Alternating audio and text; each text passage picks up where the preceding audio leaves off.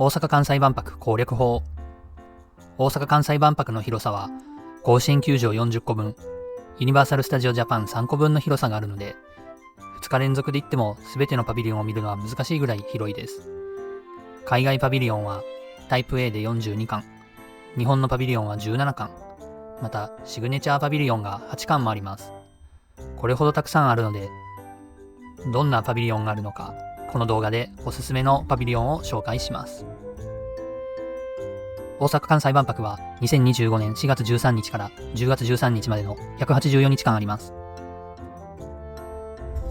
順番にパビリオンを紹介します。その前にぜひチャンネル登録、いいねボタンをお願いします。ぜひこの動画を見た感想、行ってみたいパビリオンなどをコメントいただけると嬉しいです。日本のパビリオンはシグネチャーパビリオンを除くとリングの外側にあります。リングのエリアごとに紹介していきます。まず日本館。地下鉄中央線で関西万博に行くと最初に訪れるエリアになります。日本館は日本の伝統文化と最新技術が融合した未来の姿を展示し、和の心と科学技術を組み合わせて感動と驚きが味わえるそうです。見どころは伝統的な日本美を表現したデジタルアート、自然と共生する未来のライフスタイルの提案です。次の命のリレーをテーマにした展示を見ることもできます。日本のものづくりファクトリーエリアでは、なんとドラえもんが案内役として登場します。京都の流れ橋、JAXA の小型月着陸実証機の構造の秘密や、循環型ものづくりとして伊勢神宮の式年遷宮が紹介されます。次に住友館です。ランタンと呼ばれる専用デバイスを持って体験する光や音で演出された未来の森が舞台です。館内を巡りながら自然や命の神秘を感じさせるインタラクティブな演出が来場者を魅了してくれるそうです。見どころは空間全体を使った光と音の幻想的なショーや命の物語を感じる体験コンテンツです。続いて大阪ヘルスケアパビリオンです。未来のヘルスケアをテーマに自分の健康データをもとに未来の自分を体験できるリボーン体験が注目です。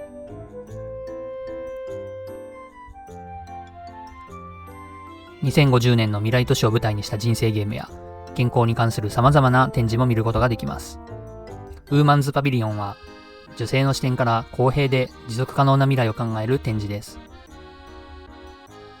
見どころは WA はスペースで持続可能性やアクティビズムをテーマにした講演・展示が行われます。続いて NTT パビリオンでは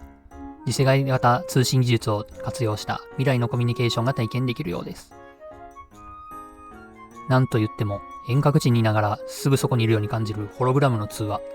これはぜひ体感してみたいと思います。電力館では可能性の卵たち。エネルギー技術の未来を体験できるパビリオンです。卵型のデバイスを使ってエネルギーの可能性を探る体験ができます。パナソニック館では結晶と呼ばれる電子タグを持って館内を冒険し、自分の個性や特性が反映される物語が大画面に映され、唯一無二の体験ができるそうです。冒険するほどに変化するデジタルコンテンツ、物語の中で自分の役割が明確になる演出があるそうです。三菱未来館は深海や火星といった極限の環境をテーマに命が持つ可能性を探求します。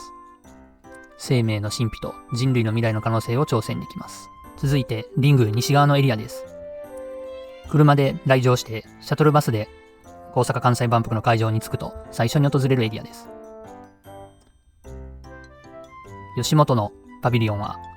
直径20メートルの笑顔が球体のメインエントランスとなり、様々なイベントやショーが楽しめる広場があります。ガンダムのパビリオンでは高さ17メートルの実物大ガンダムが展示され、ロボット体験ができます。パソナのパビリオンでは iPS 細胞の第一人者をプロデューサーに迎え、体、心、絆をテーマにした展示が行われます。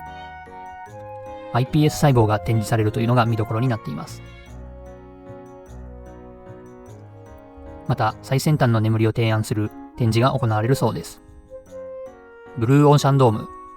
海の蘇生をテーマにした地球や海に対する意識変革を促すことを目的にしたパビリオンです。内部は3つのドームでできていて、各ドームで水の循環や海洋の環境、持続可能な未来に向けた取り組みが体験できます。テックワールドは、建築デザインのコンセプト、心の山、生命、未来、自然のエッセンスと、デジタル技術や立体映像技術を融合させた展示を通じて、未来の可能性が体感できるそうです。ガスパビリオンでは、化けろ未来をコンセプトに掲げ、XR ゴーグルを装着し、自分がお化けに変身して、その世界で次々と望みが叶えられていくような体験ができるそうです。飯田グループ大阪公立大学共同出展館では、ただいまをテーマに健康で快適な未来社会を描くパビリオンです。見どころは巨大なジオラマで表現された未来都市、CO2 を活用する人工合成技術など未来の生活空間がリアルに体感できるそうです。外食パビリオン宴では、食の提供や販売エリア、イベント PR ブースで構成されています。大阪の食を中心に最短1週間から最小1ヶ月でブランドが入れ替わり、何回行っても異なるメニューが楽しむことができそうです。続いて、リングの中心にあるシグネチャーパビリオンテーマ館を紹介します。まず、命の遊びはクラゲ館パビリオンですが、命を高めるをテーマに、音楽とビジュアルが調和した体験型空間が広がるそうです。ヌルツーパビリオンでは、命を磨くメディアアーティスト、落合さんが手掛けるパビリオンでデジタル技術と体が融合する未来をテーマにしています。デジタルの体が動き出すシアター体験が見どころだそうです。このほか、ベターコービーイングパビリオン、命の未来パビリオン、命の動的平衡感パビリオン、命をめぐる冒険パビリオン、アースマートパビリオン、命の証パビリオン、こういった8つのパビリオンで体験することができます。続いて海外パビリオンを紹介します。海外パビリオンはリングの内側にあります。中心がシグネチャーパビリオンです。アラブ首長国連邦館。ここでは外交官や学生など様々な人々が交流を深める機会が提供されるそうです。展示やワークショップ、共同イベントを通じて UAE のイノベーション、教育、国際的な協力への取り組みを紹介するそうです。オーストラリア館はユーカリーの香りに包まれ、動物たちの声に耳を傾け、星空や海を探検、先住民の絆や未来を形作る古代の知恵が体感できます。セルビア館はサワ川とドナウ川が交わる自然の島、LIDO、リドを模し、都市と自然の調和の美を象徴する空間です。人間性のための遊びをテーマにした遊び心に満ちたオアシスを提供し、都市開発と自然の絶妙なバランスを体現しています。ハンガリー館。ハンガリーと日本の文化が織りなす共通点を探る展示。人間と自然との深い結びつきに焦点を当てています。目玉は没入型のシアタースペース。自然との調和を感じるだけでなく、音楽という普遍的な言語が響き渡り、両国の魅力を体験できる特別な空間です。ハンガリーの民族音楽が楽しめるそうです。ブラジル館は人間と動物と森が融和的に共存している世界、人間中心ではない世界を伝えます。動きのある演出でゲストを驚かされるそうです。ポーランド館。優れたデザインには国の壁などないと実感できるそうです。木組み工法で建てられるパビリオンの外壁は組木で覆われ、ポーランド人の想像力と革新の精神を打ち寄せる波のように表現しています。ポルトガル館は歴史と未来をつなぐ2部構成で作られています。一部はポルトガル人が日本に初めて到達した歴史と、そこで生まれた文化交流を紹介。また、現代の革新性と起業家精神にあふれるポルトガルの姿を描いています。2部は海洋をテーマにした展示。バイオテクノロジー、再生可能エネルギー、海洋ロボット工学など最先端技術を通じてポルトガルの未来への挑戦を示します。この建物は隈研吾氏が設計した建物で、展示エリアのほか、ポルトガルパビリオンには売店、ポルトガルの美食を紹介するレストラン、様々なイベントを開催できる多目的スペースがあります。アメリカパビリオン。アメリカパビリオンは想像力と未来への可能性を体感できるイノベーションレルムが登場。没入型の展示は最先端技術や画期的なアイデアをテーマに来場者をワクワクとする旅へ誘うそうです。農業技術やナノテクノロジーから医療イノベーションまで自然と調和し、人々の暮らしを豊かにするアメリカの斬新な挑戦が体感できます。かわいい星型のキャラクター、アメリカ館のキャラクタースパークも登場します。イタリアパビリオン。イタリアパビリオンは木製のイマーシブ多感覚シアター、音、動き、色が織りなす演出で魅了してくれます。広場に面した舞台マシンは手で考える文化や美の革新が交錯する交流の場。屋上には現代的に再構築されたイタリア式庭園が広がり、彫刻や噴水、小道が自然と人工の美しいバランスを描いています。おすすめのポイントは、パビリオン屋上にあるイタリア式庭園が見渡せるレストラン、典型的なイタリア料理が食べられます。さらに、イタリアパビリオン内にはバチカンパビリオンが設置され、名作を見ることができます。フランスパビリオン。フランスパビリオンの常設展示、愛に満ちた散歩道。自分への愛、他者への愛、自然への愛を3つにテーマに、終わりのない対話を楽しむ空間です。歩道橋から始まった展示は庭園を通り、1階の展示スペースで締めくくられます。館内にはブティック、カフェなど多彩な施設が充実しています。若手デザイナーによる作品や特別な家具も展示されるようです。ドイツパビリオンでは、五感を刺激するワクワク体験、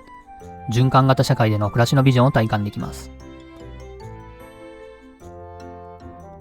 ドイツ料理でベルリン風カレーソーセージやレストファーレン名物のペッファーポットハースト、牛肉の煮込み料理が食べられるレストランや陶磁器、アクセサリーが買えるお土産ショップもあります。サウジアラビアパビリオン。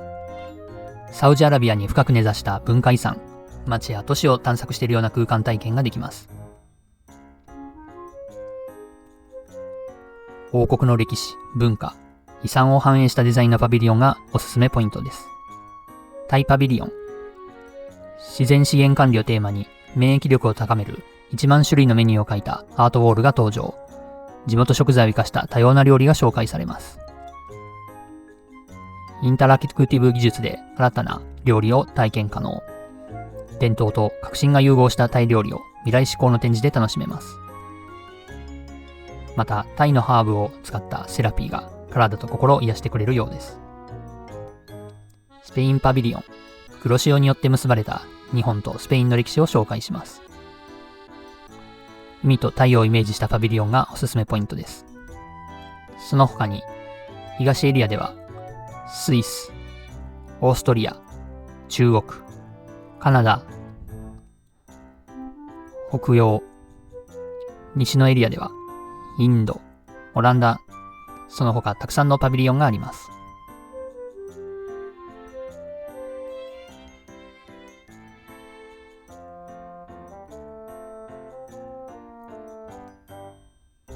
大阪・関西万博に行くには、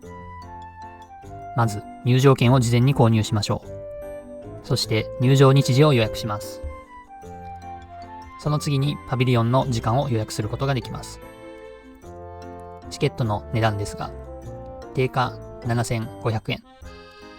平日券6000円。